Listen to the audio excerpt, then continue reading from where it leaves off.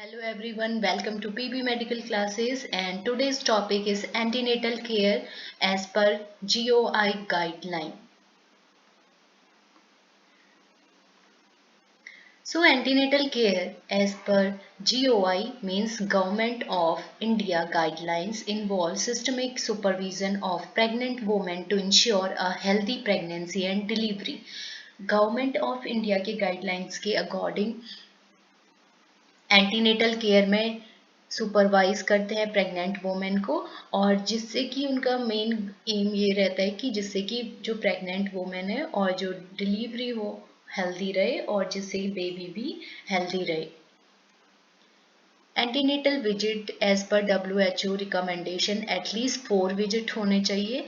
First visit around 16 weeks और second visit around 24 to 28 weeks, third visit at 32 weeks and fourth visit at 36 weeks. Essential components of antenatal care. Registration and monitoring. इसमें सबसे first आता है कि अगर कोई भी प्रेग्नेंट वुमेन है और कंसीव्ड है तो उसको registration as soon as early possible कर लेना चाहिए, और जिससे कि हेल्थ केयर प्रोफेशनल उस प्रेग्नेंट वुमेन को रेगुलर मॉनिटर कर सकते हैं. Then early registration within the first trimester at the nearest health care center is essential. Early registration बहुत ज़्यादा इम्पोर्टेंट है. जैसे कि जो वुमेन है, अगर उन्हें जो प्रेगनेंसी टेस्ट उसका कंफर्म आया है और आइदर उसको कंसीव है हो गई है प्रेगनेंसी, तो उसको as soon as health centre पे जाना है, या अगर उसको ANM और आशा को भी वो बता सकती हैं. Then at least 4 ANC checkups are mandated with vital signs such as blood pressure and weight recorded at every visit. At least 4 antenatal visits mandatory रहते हैं, और जिसमें कि वाइटल साइंस भी लेते हैं और ब्लड प्रेशर भी चेक करते हैं वुमेन का, सो दैट कि अगर ब्लड प्रेशर इंक्रीज है तो फर्दर मैनेजमेंट किए जा सके, और अगर नॉर्मल है वुमेन का ब्लड प्रेशर सो उसको प्रिवेंट कर सके कि आगे चांसेस ना हो कि वुमेन को बीपी बढ़े. सो वेट भी रिकॉर्ड करते हैं एवरी विजिट में.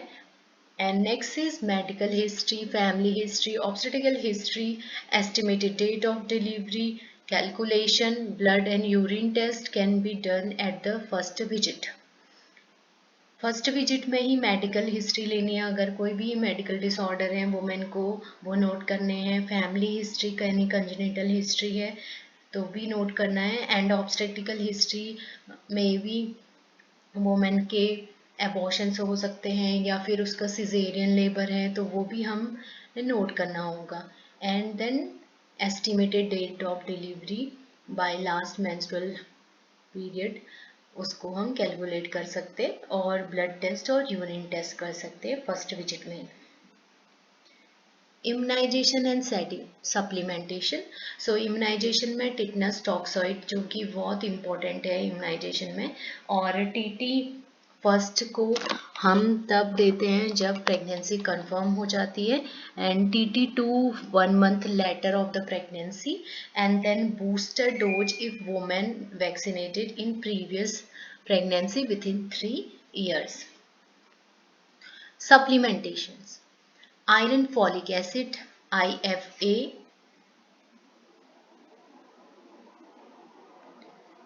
100 mg elemental iron and 0.5 mg folic acid supplement daily for at least 3 months. So iron जो अमाउंट होता है वो 100 mg एलिमेंटल आयरन वुमन को लेना है, और फॉलिक एसिड सप्लीमेंट्स भी 0.5 mg डेली लेने हैं 3 मंथ तक. And nutrition guidelines. Encourage of a varied nutrient rich diet. Daily calorie requirement in pregnancy 300 kilocalories more than that of the non-pregnant. Suppose it is 2200 in the non-pregnant woman, so in addition 300, so 2500 kilocalories the pregnant woman needed. Nutrition guidelines में encourage करना चाहिए जो भी nutrient rich diet और foods हैं women को लेने चाहिए, और जो वोमेन को प्रेगनेंसी टाइम पे कैलोरीज लेनी है वो 300 ज़्यादा 300 कैलोरीज ज़्यादा लेनी है, और एज कंपेयर टू जो प्रेग्नेंट नहीं है उनकी, तो ये अप्रोक्सीमेटली 2500 कैलोरीज लेनी है वोमेन को daily. Then daily calories requirement in lactating mother 400 to 550 calories more than the non-pregnant 2600 to 2750 kilocalories per day। और अगर वुमेन लैक्टेटिंग है मींस ब्रेस्ट फीड करवा रही है तो उसकी जो गाइडलाइंस हैं वो भी हम पहले ही एंटीनेटल विजिट्स में वुमेन को अवेयर कर देते हैं, जिससे फर्दर कॉम्प्लिकेशन ना रहे और वुमेन को नॉलेज रहे regarding breast feeding and lactation time. So इसमें भी कैलोरीज 400 से 550 तक बढ़ा सकते हैं। Then the pregnancy diet ideally should be light, nutritious, easily digestible and rich in protein, mineral and vitamins। Pregnancy diet हमेशा लाइट रहनी चाहिए, हार्ड नहीं रहनी चाहिए, और ऐसे फूड कंटेंट यूज़ करने हैं जो कि ईजिली डाइजेस्ट हो जाए, और ऐसे फूड कंटेंट जो कि प्रोटीन रिच हो और विटामिन्स हो उनमें। Identification of high risk pregnancy. High risk pregnancy को आइडेंटिफाई करना बहुत ज़्यादा इम्पॉर्टेंट है, जिससे कि जो सीवियरिटी है उसको कम किया जा सके। So we have to identify if any women is having severe anaemia, diabetes, hypertension, heart disease और previous caesarean delivery. Maternal tracking tools, use of mother and child protection MCP card and safe motherhood booklet for tracking and education। Mother को track करना बहुत जरूरी important है, because the health provider must know कि कितने women pregnant हैं और उनको फिर कैसे कैसे हेल्थ एजुकेशन दे सकते हैं रिगार्डिंग देयर प्रेगनेंसी हेल्थ।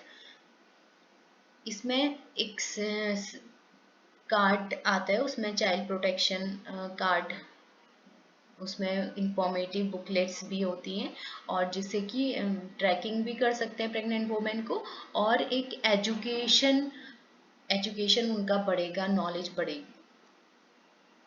प्रधानमंत्री सुरक्षित मातृत्व अभियान PMSMA, इसके that is launched in by MOFW in 2016 provide a fixed day 9th of every month free and assured comprehensive ANC targeting primarily the second and third trimesters, including examination by specialist, essential investigation like ultrasound and IFA calcium supplement, even at peripheral health center।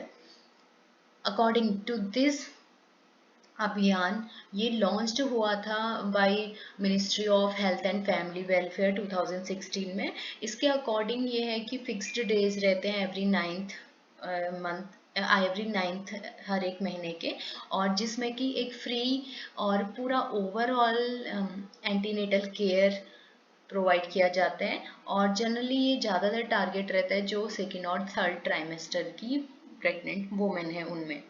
और in examination में generally include किया जाता है ultrasound को, ultrasound से check करते हैं foetus की condition, and iron, folic acid and calcium supplements भी कर सकते हैं, एंड इवन ये चीज़ पेरिफेरल हेल्थ सेक्टर्स में भी होती है। जो PSC है, CSC है, वहाँ पे तो है ही, बट पेरिफेरल हेल्थ सेंटर्स में भी डिस्ट्रीब्यूटेड किए जाते हैं। Border NHM scheme supporting ANC, VHS and DS village health sanitation and nutrition days। So community level services जो डिलीवरी की जाती है वो एक अवेयरनेस प्लेटफॉर्म है, जहाँ पे कि एक लार्ज ग्रुप ऑफ पीपल को स्कीम भी पता चल रही है और वो अवेयर भी हो रहे हैं रिगार्डिंग क्या क्या डिलीवरी सर्विसेज हैं। सो RCH portal, name-based tracking for seamless maternal and child health care delivery। RCH portals भी होते हैं जहाँ पे कि नेम वुमेन का ट्रैक हो जाता है, और जिससे कि जो नेम आजकल बहुत सारी जगह डिजिटली भी होने लगा है, कि जिससे कि वुमेन फर्स्ट विजिट में आ रही है तो सेकेंड विजिट में हमें पता होगा कि हाँ वुमेन ने फर्स्ट विजिट में एंटीनेटल एग्जामिनेशन करवाए हैं। सो नेक्स्ट इज JSY, जननी सुरक्षा योजना, cash incentives for institutional deliveries aim at reducing maternal and neonatal mortality। जननी सुरक्षा योजना के अकॉर्डिंग कैश इनिशिएटिव भी देने लग गए हैं, मीन्स जो मनी देने लग गए हैं वो उन वोमेन को जो कि हॉस्पिटल में डिलीवरी कराते हैं, और इसका जो मेन इम्पॉर्टेंट गोल है वो है रिड्यूस करना मैटरनल और न्यूनेटल मोर्टेलिटी रेट को। JSSK, जननी शिशु सुरक्षा कार्यक्रम, offers free delivery, diagnostic medicine and transport, diet, blood, essentially removing cost barrier at the public facilities। जननी शिशु सुरक्षा कार्यक्रम के अंडर प्रेग्नेंट वुमेन को फ्री डिलीवरी ऑफर किए जाते हैं, और जो डायग्नोसिस, मेडिसिन, ट्रांसपोर्टेशन उनका लगता है, या जो डाइट है और जो ब्लड इन्वेस्टिगेशंस है उनमें जनरली कॉस्ट को कम किया जाता है, या सम टाइम अगर कोई कम का कैंपेन है तो वहाँ पे भी फ्री प्रोवाइड किया जाता है। So thanks for watching. I hope you have understand about this topic. So just like, share and subscribe for the more videos.